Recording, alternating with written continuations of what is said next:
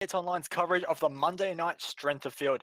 We take it for round number 8 of the championship here at Circuit Zolder. It's 23 degrees track temperature, which means it's going to be fast. It's got high curbs, and it should be a very exciting race with a pit stop to serve as well. Qualifying has just started, and immediately out of the box, it's Brett Loxton to the top of the times with a 1 minute 29.9, and he has been a real revelation this season, really improving his times across the board all season. So he'll be one to look out for tonight, but he's going to have to beat a lot of returning names, including Lee Ellis in the Trans-Tasman racing car, and also Marlon McMullen, who is leading the championship right now. I'm here alongside tonight with Mr. Zachary Hanlon, as always. And Zach, Marlon McMullen looking good for the championship, but he doesn't have it all his own way. No, Marlon's actually, once we've taken drop rounds into account and the like, Marlon is actually not leading this championship right now. Your championship leader, as it stands with drop rounds included, is Dane Warren. We'll just get a graphic up on screen for you now, and we can see that Dane Warren has a 50-point advantage over Marlon McMullen. Wayne Burke not far behind, only 6 points behind Marlon at this stage, and Wayne's been putting in some fantastic performances throughout this series so far. Unfortunately, it doesn't look like he is in the split tonight, so he'll have to take a drop round from that. But also got Brady Myers and Luke Harvey, who are right up there too. So the top 5 in this championship are very close right now. And Marlon, after having a really poor performance at Mid-Ohio last week, is going to have to really start pulling a few tricks out of the bag. And he's just been eclipsed there by Ryan O'Sullivan to go back down into P2 for qualifying at the moment. So, yeah, Marlon doing a good job this season, but really going to have to continue to perform if he wants to take that championship home. One talking point we will have in qualifying that's underway right now is off tracks, and a driver that has got off tracks is our current championship leader, Dane Warren. Off track on his first lap, didn't count. He's on his second lap now as he makes his way into the final chicane, and this is critical for Dane Warren because, of course, Marlon McMullen currently sits on the front row of the grid. So if Dane Warren wants to hold on to that very slim championship lead he has at the moment in round number 8 of the championship, he'll have to hook this up, and it looks good for Warren. What can he do? Can he go to pole? And it's going to be across the line. And I'm not seeing a time registered just yet. So Dane Warren, championship leader, is not going to be starting on the front row. He's going to be starting from the back row. Yeah, I even feel like just looking back on his lap, I almost feel like he got that off track at the very end of the lap coming out of the final chicane there. And he just took a little bit of... went a little bit over onto the dirt coming over the exit curb, and I just can't see any other point throughout that lap that looks like he could have possibly gotten something that would turn his lap time into a 0. So that's going to be very difficult for Dane tonight. Very, very hard to pass around here. He's going to have to rely on a bit of unfortunality from his fellow competitors, I think, if he wants to progress back through the field. But the grid is looking pretty tight up at the front. We've got 5 cars within 0.3 of a second, and 6th all the way through to 13th is all covered by half a second as well. So we should have some really good racing tonight. Yeah, we should. And there is a few overtake opportunities here at Circuit Zolder, but a lot of it tonight will be down to strategy and pure aggression and making sure you capitalize on other drivers' mistakes. But before we make our way onto the grid, let's get qualifying results up on screen. And it's going to be Evolution Racing Team's Ryan O'Sullivan taking pole position by a slim margin over a very good championship favorite now, with Dane Warren sitting at the back. Marlon McMullen lines up on the front row. Luke Harvey had an off track on his first lap, but he's going to be starting from the second row in a good recovery second lap with his teammate Lee Ellis to share that row with him. Mitch McLeod, who has been doing really well with his iRating recently, going up over 1,000 in the last few weeks. He has Brenton Thompson for company on the third row of the grid, with Brady Myers and Michael Cracknell just behind them, and Steve Jensen and Brett Loxton round out the top 10. Then we've got Michael Taliancic sitting there in P number 11. He was joined by Scott Zizlowski. Brian Borg going to take out unlucky number 13 alongside Mario Vlasic for 14th position.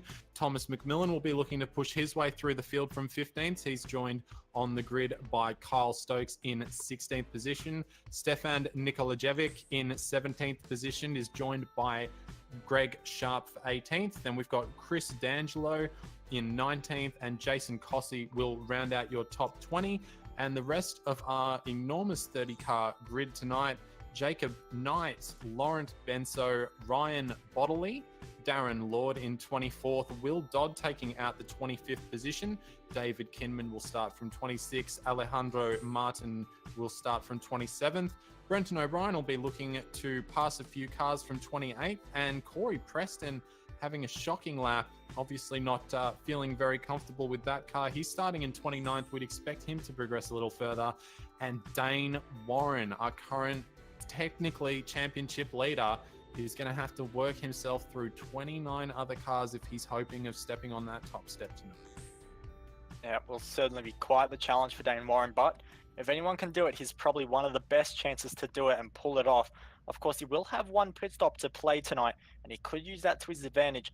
But Zach, it's going to be a very tough time regardless, because there are not too many overtaking opportunities at Zolder which guarantee a pass. Yeah, I think someone who's sitting on the pole of the grid right now, Ryan O'Sullivan, his biggest fear is going to be slowdowns. We saw him suffering from that massively in the Le Mans round earlier this year. And if he really wants to make a jump on this pack, he's going to have to ensure at turn 5 and turn 7, 8, which is the chicane, all the chicane areas, it can be very easy to cut a little bit and get a slowdown. So I think that's what everyone will have to look out for. But I think Ryan's got some good pace by the look of it, and hopefully he'll be able to carry it through to the end. But we'll see over the next 26 laps. Absolutely, we will, and we're getting very close to those important 5 red lights, going out to release 30 V8 supercars on circuit Zolder. The revs rise, and then the clutches drop as it's lights out, and away we go for 26 laps here, and it's a great start from Ryan O'Sullivan, but McMullen is not going to make life easy around the outside. He's not going to make it easy at all, because he's going to take the race lead. A fantastic job from Championship elect, potentially. Marlon McMullen looks like it's all okay through the rest of the field. Sullivan looking around the outside, but not going to be able to do too much just yet. Of course, 2 right-handers coming up, so those on the right-hand side of the circuit going to be able to find some easy positions, as we have Mitch McLeod losing a spot to Brenton Hobson, and has to be careful of Brady Myers, who dives up the inside. Very lucky not to make contact there as we now make our way into the chicane. A lot of drivers getting squiggly on the exit. You can see they're almost 3 wide in the background for the lower positions, but so far into the chicane, everything looks okay, but it's going to get very tight in the back as one of the drivers has to take to the grass, almost T-bones the rest of the field, somehow gets away with contact, but there's cars around at the back. Yeah, that's not surprising. That turn 5, especially on the first lap, is a very, very difficult place to be. And we just see a couple of cars going side by side through turn number 7 now. Looks like Michael Cracknell's lost out a little bit in all those transactions. He's much further down the field than where he started. But for the most part, the first half of the field getting off to a fairly clean start there.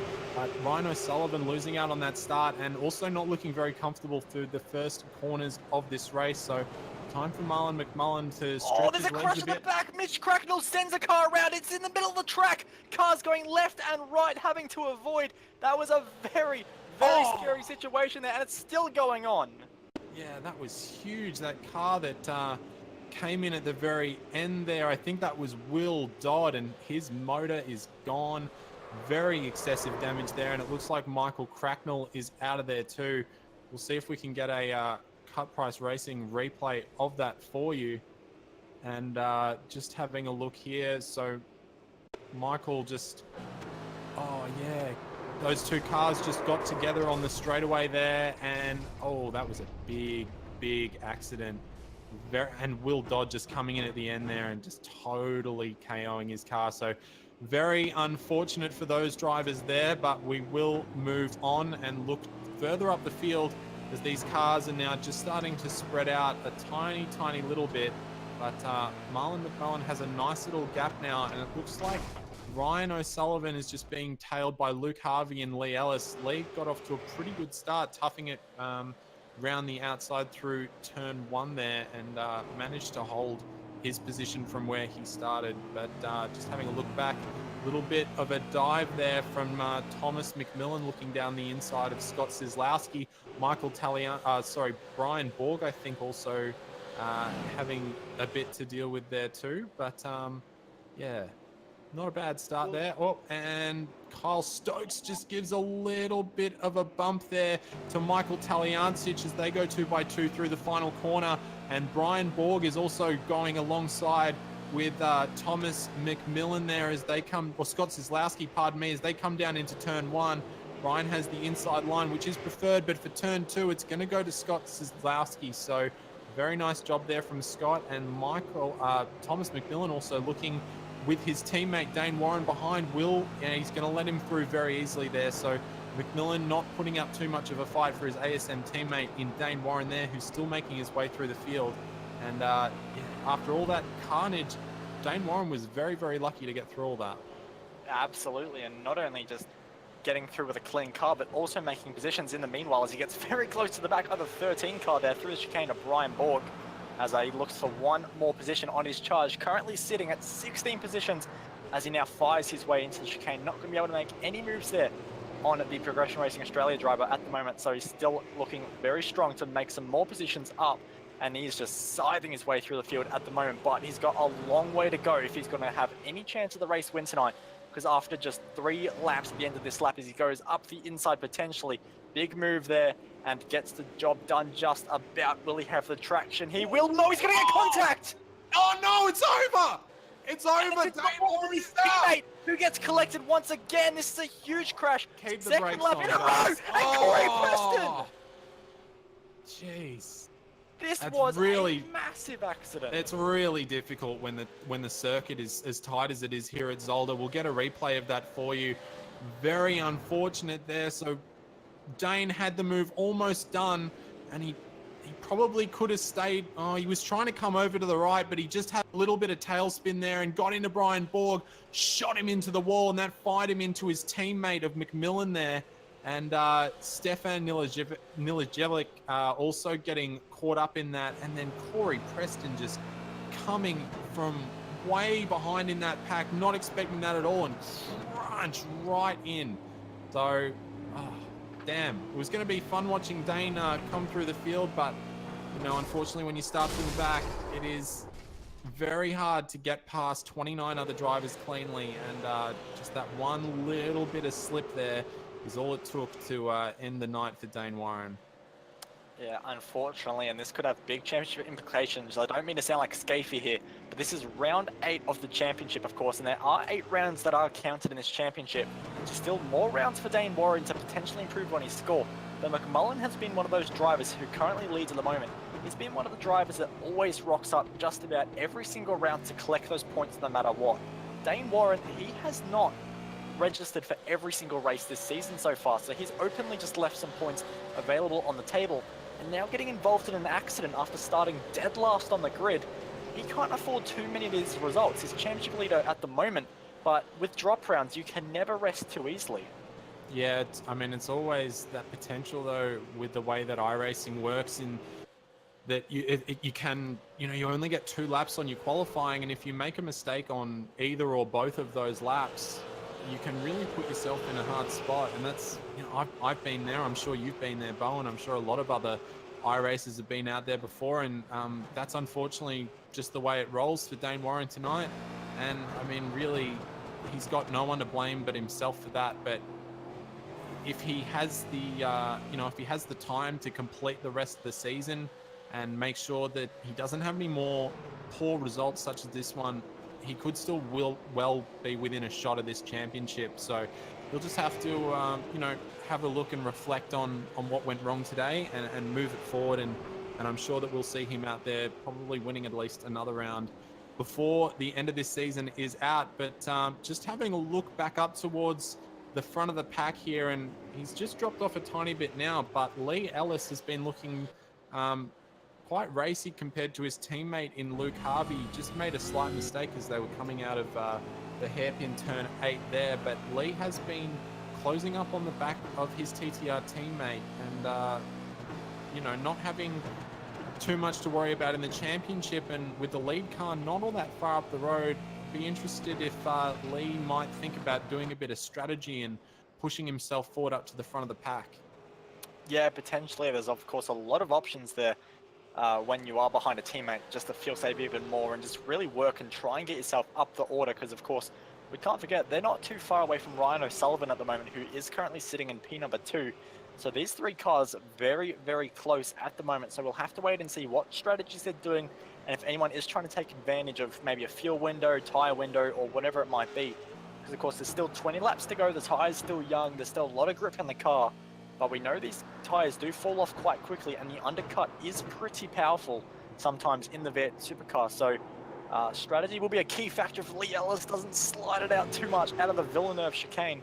But it's going to be very, very tricky tonight to make sure you're on the right strategy and the right pace, because this circuit can be quite a killer for your tires, because of course turns 2, 3, and 4 are all very fast right-handers, putting a lot of strain on that front left.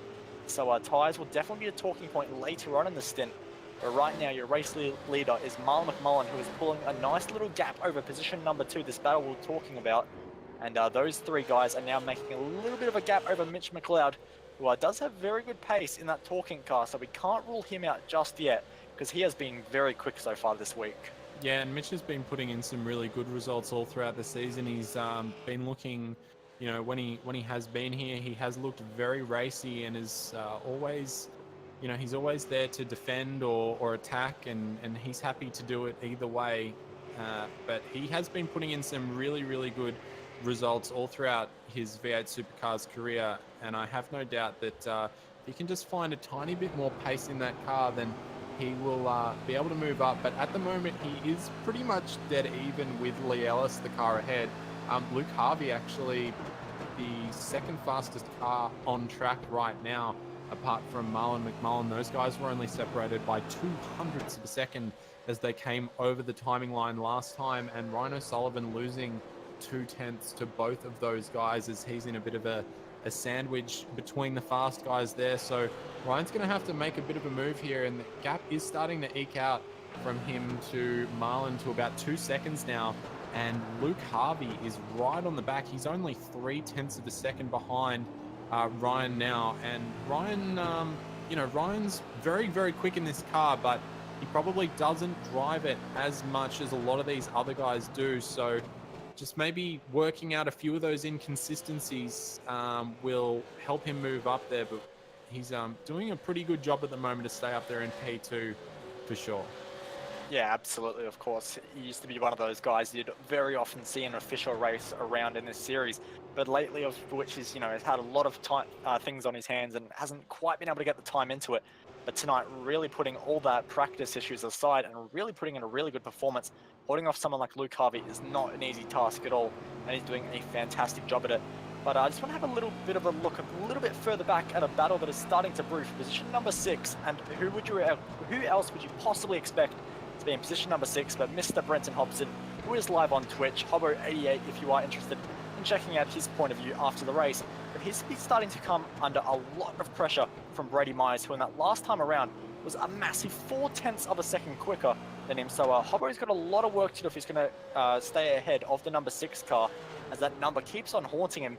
You can see that just he's not looking particularly comfortable in the high speed stuff there, a bit of a wiggle as he now breaks into the chicane. So a lot of work still to be done on that SSR car, of course. This track isn't used in Scop, so they don't have optimal setups, and very sideways out of the corner. That might be the opening that Brady Myers needs, and it's going to be a very easy task in the end for Brady Myers. Up the inside, doesn't really need to fight too hard into the braking zone, although he's going to go a bit too deep in the braking zone, allowing Hobo almost a chance to get back at him. Can't do it yet. Has the slipstream though, but I don't think he's going to be close enough. That's going to be Brady Myers into position number 6 now. And for Brenton Hobson, well, tonight might not be his night for redemption once more. Oh, yeah. Oh, geez, that was a good slide from Brady Myers there, and that might give Hobo a bit more of an opportunity, but he's going to keep that defensive line in the middle of the track, and he's not going to do anything. Yeah, Hobo, he was doing a pretty good job up until there. The car is not looking definitely as comfortable as Brady Myers is, but he's going for that really wide line, and he's going to try something around the outside here, which is not particularly common, but he's holding it there pretty well. He's going to force Brady to take a shallower turn in, and he's actually going to take an outside line, which will give him a little more speed coming off the corner. But Brady's going to defend here down into turn number 5. Is Brenton going to? No, he's going to hold it there and go through another time. But yeah, you can see he's sliding a lot, and he's been doing quite a bit of that, and especially when they were coming up through the last part of turn 7 here. He got that massive slide, and I've heard the term opening the door used several times in many racing series, but that was more of opening the drawbridge. But we're just having a look now at Brian Borg, who has had an issue out on track, and at the chicane. at Yep. the final chicane, No, at turn 5, pardon me. And yeah, he just took a tiny bit too much of that curb at turn number 5, and possibly just with the car still changing direction there, just threw him way to the inside, and he's had to lose a massive amount of time turning that car Ryan and going back up to second. Yep, Ryan O'Sullivan has lost the spot now to Luke Harvey. And that was all done because Ryan O'Sullivan completely missed the final chicane, made absolutely rallycross stuff out of it, and unfortunately has now had to serve that slowdown, which finds him surprisingly only losing a single spot. I'm actually surprised he didn't lose even more time from that. So for Ryan O'Sullivan, it's not over yet, still standing on the podium at the moment, but now stuck between the two Trans-Tasman racing drivers of Luke Harvey and Lee Ellis. And you can bet that Lee Ellis is definitely going to want to get two Trans-Tasman racing cars on the podium, but now he has an opportunity to do it because there is that driver right in front of him of Ryan O'Sullivan, and Luke Harvey can potentially just slow down a little bit if he doesn't think he can catch McMullen, and potentially use team tactics to make this happen. Yeah, actually looks like Ryan's car is particularly good through turns 5, 6, and 7, and just doesn't seem to have the pace of the TTR cars in other areas, although he is very good on the brakes into turn 8, that does have to be said. But yeah, those TTR guys will definitely be looking to get two cars up on the podium there, and Ryan O'Sullivan is going to have to try and stop them. But the way Ryan's using tires at the moment, and a lot of these guys are using tires, you mentioned tires before, Bo, and another thing to note, other than having a lot of really high speed right hand turns around this place, there's a lot of traction zones as well. So even though the weather is pretty cool and traction's not too difficult to get down as opposed to if it was, say, 40 degrees or thereabouts, it is still going to be pretty horrific. Those rear tires are going to be screaming at the end of these stints, saying, get me off this car because I just can't do anything else.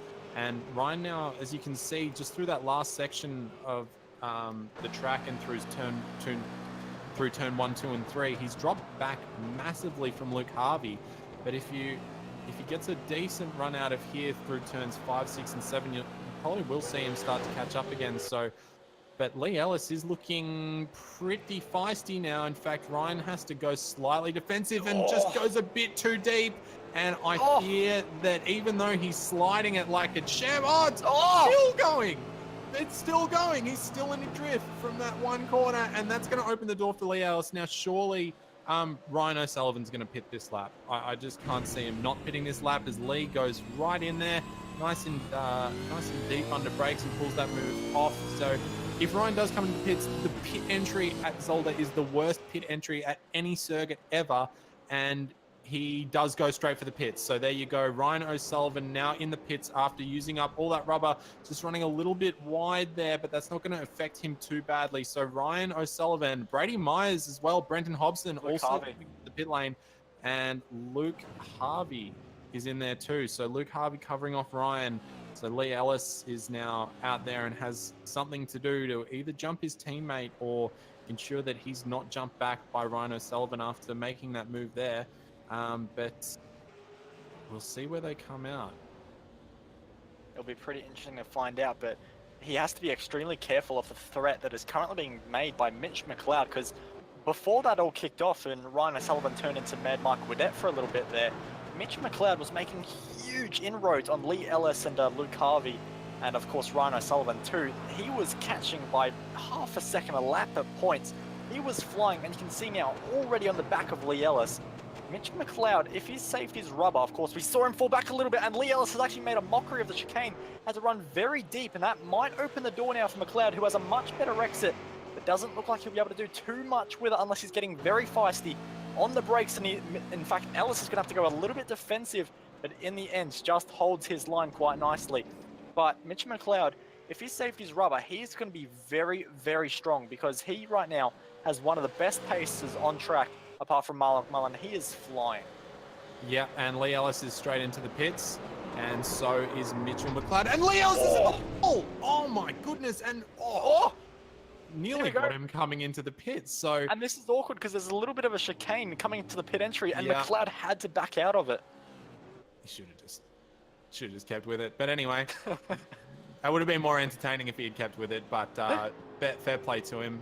He was behind on the pit entry, so. Yeah, so now we will see how badly that affected Lee Ellis in terms of where he comes out with Ryan O'Sullivan and Luke Harvey. Now it looks like it looks like Ryan had a bit of a slow stop in comparison to Luke. In fact, it was actually slightly quicker. Maybe Luke just got a really good run. Or maybe yours says something different to mine. But Marlon McMullen has... through, and yeah, Marlon McMullen also in the pits, so that's your effective race leader. He's come out of the pits now, and I was just looking at his pit stop time, and it was going on for quite a while, but he has still come out in what should be the effective race lead. It doesn't look like he's lost too much time to Luke Harvey, who comes out in effective P2. It's going to be a lot closer for position number 3. Lee Ellis is going to have it, but Ryan O'Sullivan has to sweep around the outside of Mitch McLeod to hold on to that position. Very lucky to do so, and look at the overrun O'Sullivan has. Ellis tries to cover it off, but can do nothing with this pace advantage that O'Sullivan has on warm tyres. He goes a little bit hot into the corner, but will get that position. So it's advantage Ryan O'Sullivan somehow if Lee Ellis doesn't absolutely send it, which he does, into the chicane. Too wide, this can get messy. And O'Sullivan backs out of it, but he's going to have the much better exit. Side by side now through the very quick left, which is so hard to run side by side. This is max commitment stuff from these guys. O'Sullivan up the inside, gets a bit of a bump to Ellis, which might open the door for McLeod. And look at Brady Myers trying to take advantage. He makes contact with Mitch McLeod. Oh, yeah, a bit awkward there. Yeah, luckily, a little bit of netcode probably saved both those guys a massive accident. So thanks to the ping gods there. But yeah, Ryan O'Sullivan, great job on those hot tires, getting up and under Lee Ellis there and just making sure that he played the correctors correctly. And Hobbo now trying to make a move on Mitchell McLeod as they come down into the final chicane here. And Mitch is actually going to have a look on Brady, who leaves the door open to allow a bit of room. And Mitch is going to have the preferred line into turn number 1. So if Brady can now hold it around the outside, he might make it preferred into turn 2, but Hobbo now having a look down the inside. So here we go. Brady Myers, and he locks up the inside there, so that's no good. So Mitch McLeod gets that one done. Brady Myers probably should be able to get away with holding this position, but Hobbo takes some great pace around the outside of turn number 3 there, and a very nice job, but Brady not backing out of it. They're going to go side by side, but Hobbo has more momentum and a better escape velocity, and that's going to give him the position. Brady having a bit of a look. He's going to fake and dive and brake very, very early. Well, Hobbo just saw it coming and braked very late, but taking the chicane nicely there through turn number 5. And that all comes out. So Mitchell McLeod, big winner there, getting past Brady Myers and Brenton Thompson. Yeah, that was a huge battle for an entire lap there. Great stuff from all these guys to, for the most part, keep the panels off of one another. And that was some awesome stuff around what is sometimes a tough track to pass. They did not make it so. But what they have done is allowed the driver of Brett Loxton just to close in a little bit. We've seen how good he can be in officials of late. So if he gets a chance of getting past, you know, a Brady Myers or a Brenton Thompson, you know, he's going to definitely go for it. So he could be one to watch out for because, of course, he's just on his out lap now. He's just getting his tyres up to speed.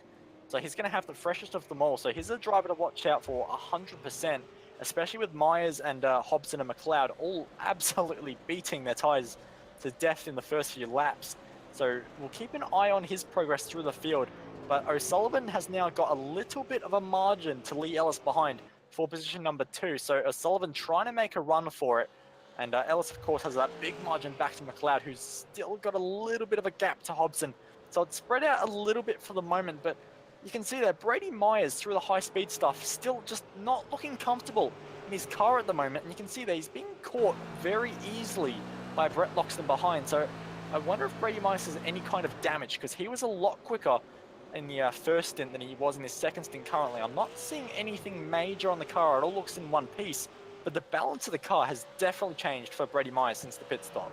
Yeah, maybe that banging on with those other cars earlier was a little too much, and he might have some steering damage. We might go on board with him soon and see if we can figure something out. But Bo, there is one driver that has still not pitted, and would you like to have a guess at who that is?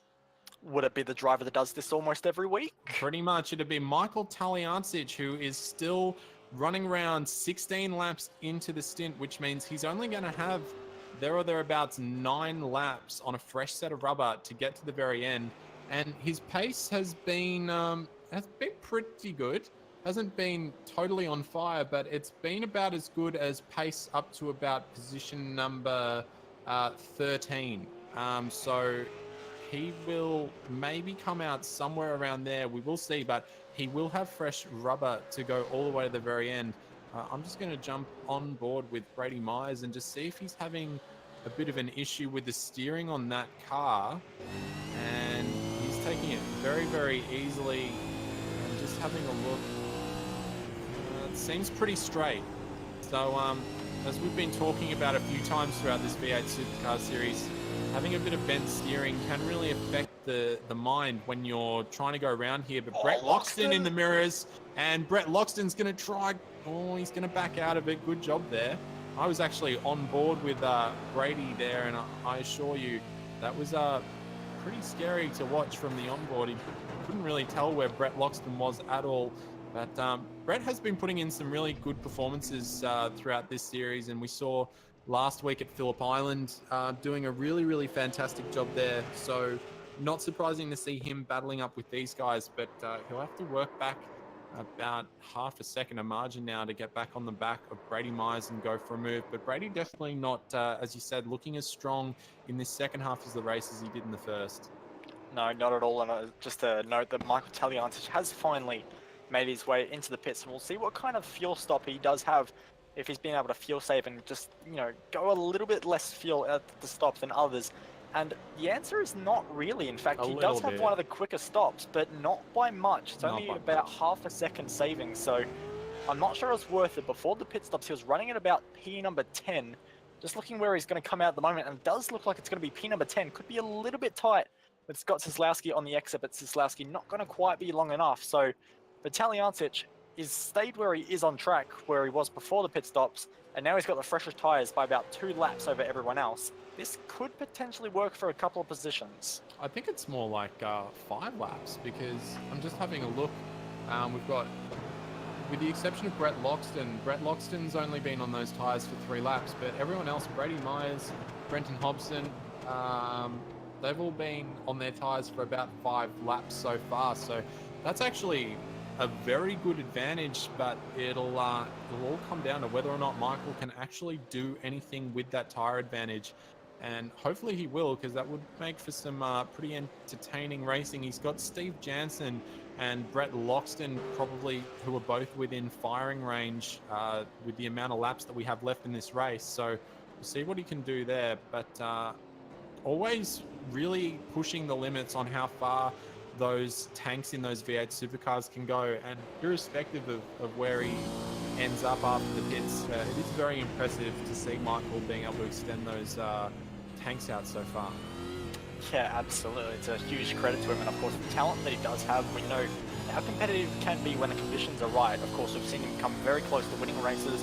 Might have even picked up a few wins over his time before I joined as a commentator. But right now, sitting in P number 10, he's about 5 seconds behind at the moment of position number 8, which I think could be, if he can get his head down, really focus, I think he should be able to put a bit of a challenge to Steve Jansen at the moment. So Steve Jansen and Brett Loxton just ahead, but whether he can make too much more progress beyond that, I'm not sure, because at the moment, the fastest driver on track is Marl McMullen on a 30.2, and most other drivers tend to be around the mid to high 30s as well. So we have seen laps in the 29 so far this race, and that's what Taliancic really needs to focus on, fast over the curbs through that first chicane. But just making sure he extracts the most out of the tyres as quickly as he can, because of course we know just how fast these Dunlop rubber can go off at times. And at the moment, I have to say that it's actually kind of impressive how close Scott Cieslawski just behind on much older rubber, of course, than Taliancic by the space of about 3 laps. Cieslawski doing a very nice job just to hold pace with him at the moment.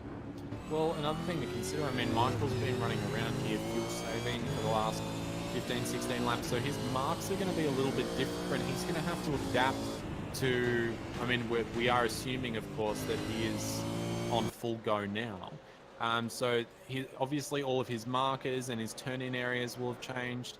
So he's going to have to readjust to those. And as he comes over the line for his first flying lap, that's his fastest lap of the race. So he is currently lapping 0.7 a lap faster than Steve Jansen. So that's going to be very good. But Scott Zyslowski right behind, firing in a lap that wasn't too much shabbier than Michael. So he'll definitely be looking to possibly even follow Michael through. And we're just going to have a look up now with Brady Myers and Brett Loxton. And Loxton now having a bit of a look on the back of that car as they come through turn number 6 here. And Brett just getting out, getting in the mirrors, just trying to provoke a little bit of a mistake there from Brady, who is a little bit shaken up and has a lapped car. Oh, and McMillan's actually just blown an engine. So that gets that traffic out of the way very, very nicely and quickly. And Brady has another thing that he doesn't have to worry about anymore. So rip Tom, but good job, mate. We'll see you next week. But Brenton Loxton is looking very good on the back of Brady Myers here, and he is just moving out and getting in the mirrors and playing the mind games, and he has worked that gap back in and is looking very good to challenge Brady here in these last couple of laps. Yeah, you can see them. They're just both sliding a little bit out of that final chicane. So you were mentioning earlier about how traction is so critical around this circuit, and we can see that, you know, these guys are only 6 and 8 laps into their stints respectively.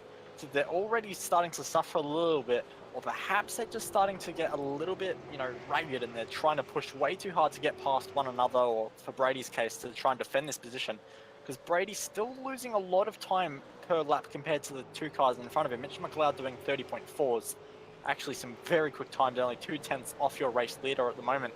Hobbo was on a 30.7, but Myers was another 0.6 back on Hobbo again. So Myers just not quite got the balance that he wants at the moment.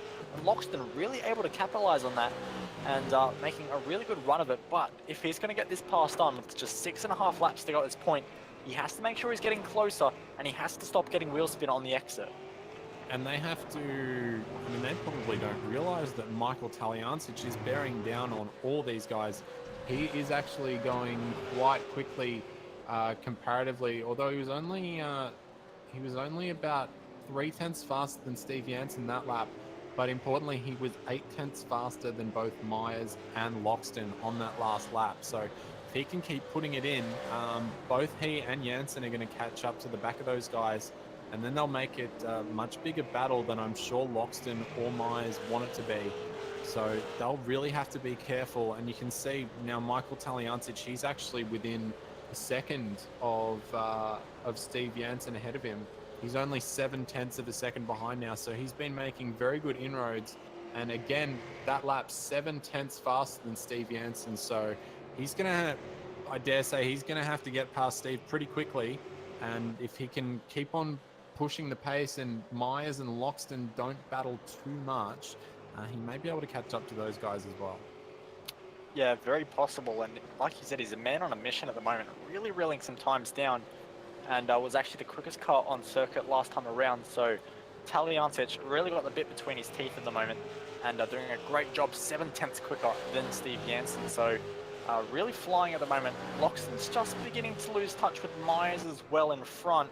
And it wasn't a particularly flash lap for Brenton Hobson. So we'll just keep an eye on the gaps with 5 laps to go, see if it ebbs and flows. Because if it does get a little bit closer between any one of these drivers, we know how easy it can be to get a slowdown around here. And touch wood, none of these drivers do get up a slowdown, but Brady Myers on the rear brakes into the hairpin there, actually really pushing that Progression Racing Australia Commodore. But one slowdown for these drivers at this point in the race, with everything bunching up as it is right now, could be ever so costly. It could be 2, 3 or more positions. But you can see that Taliancic so much later on the brakes than the driver in front of him, Steve Jansen in the CMR Racing team. And this very well could be the lap. With the margins he's taking out per lap, this could be the lap he does find his way past that number 20 car.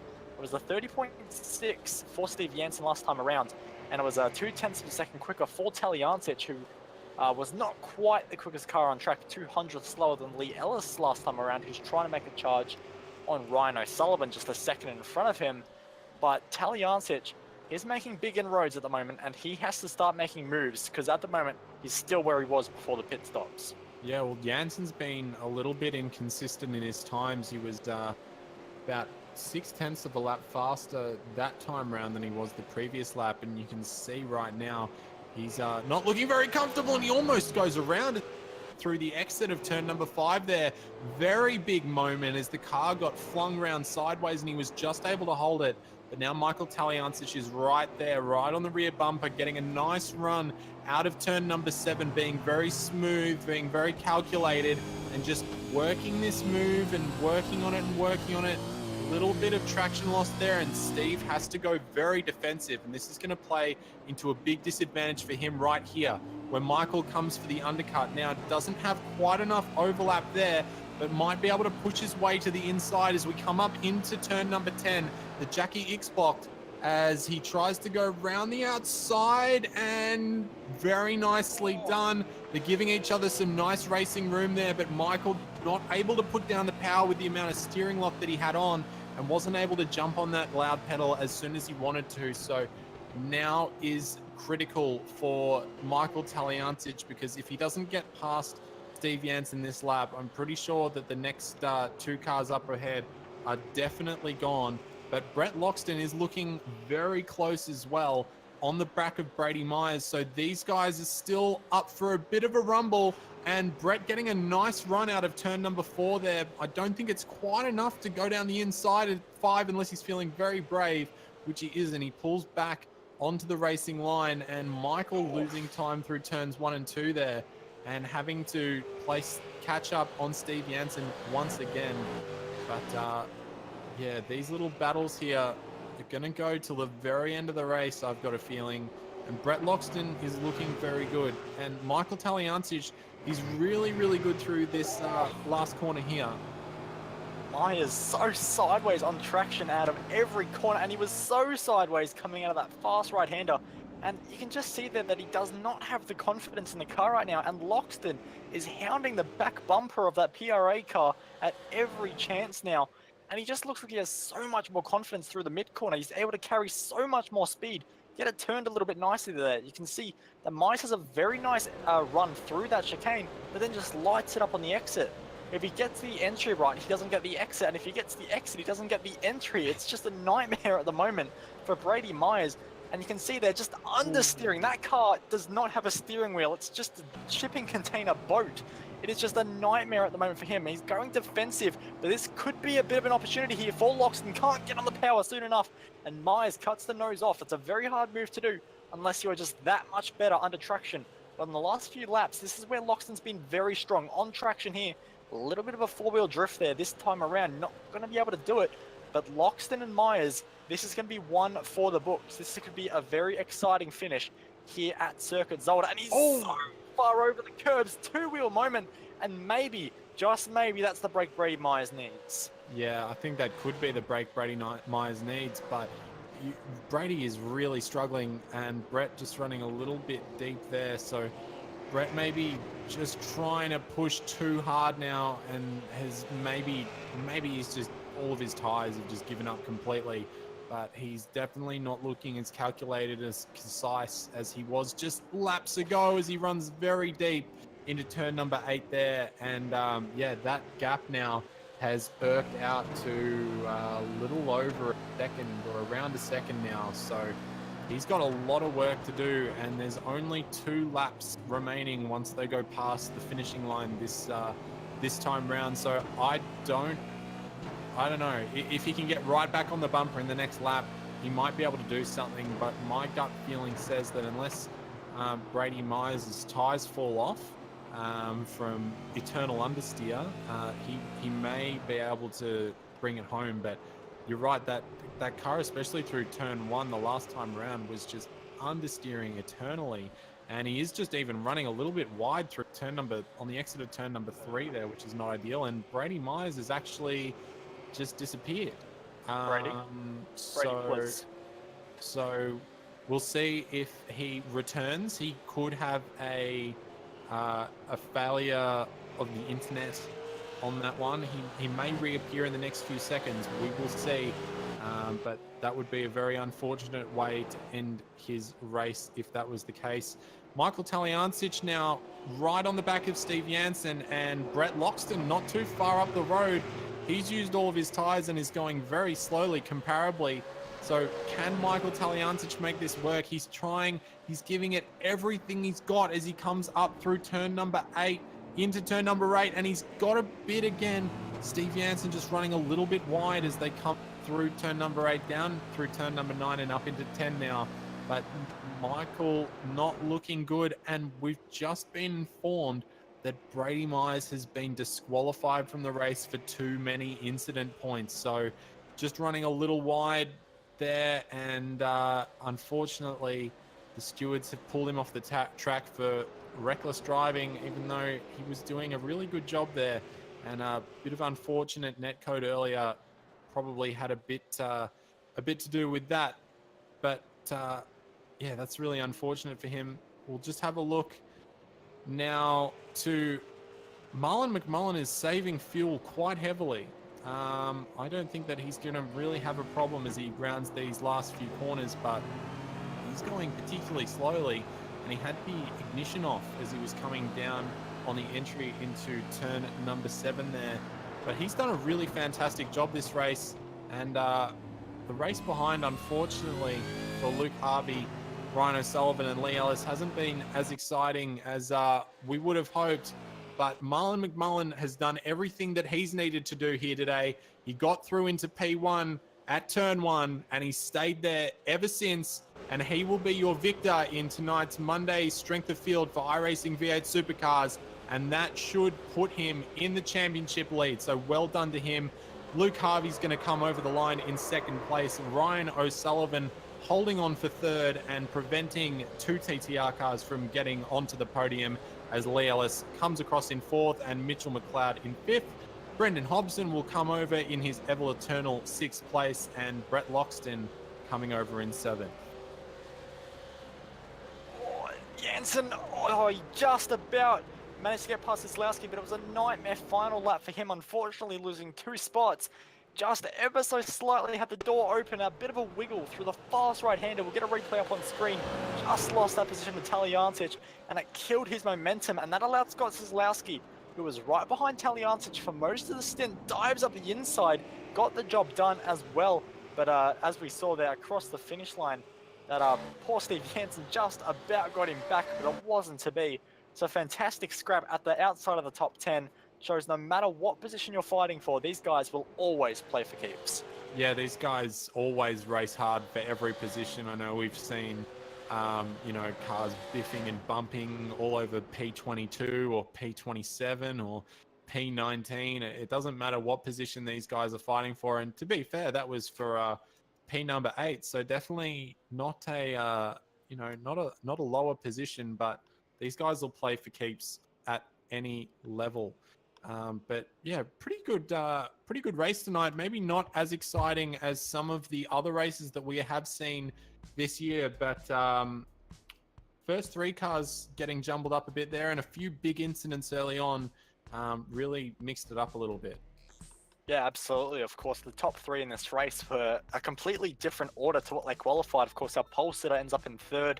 McMullen on the front row manages to come home with the win, and Luke Harvey really just managed to stay out of trouble, as he always starts to take home position number 2. Lee Ellis for Trans-Tasman Racing comes home in P4. Mitch McLeod gets a top 5 in what has been a fantastic week for him. Brenton Hobson comes home in his, as you said, ever-eternal P number 6. Brett Loxton, Michael Talyancic, Scott Zaslowski, and Steve Jansen ran out the top 10. Then we got Greg Sharp in P number 11. David Kinman, we did not see any of David Kinman, but shout out to you, David, because he went from P26, ladies and gentlemen, to P number 12. That is a monumental amount of positions he's gained there. Kyle Stokes moved his way up into 13th. Darren Lord, another big mover from 24th up into 14th. Ryan Bodley from 23rd finishes in 15th position. Jason Cossey in there for 16th. Jacob Knight in 17th. Alejandro Martin in 18th. and Brenton O'Brien, the first of our lapped cars, in 19th position. Brady Myers unfortunately getting disqualified with just 2 laps to go. Too many incident points for him, and he comes home in P number 20 after fighting over P number 7 with Brett Loxton for all that time.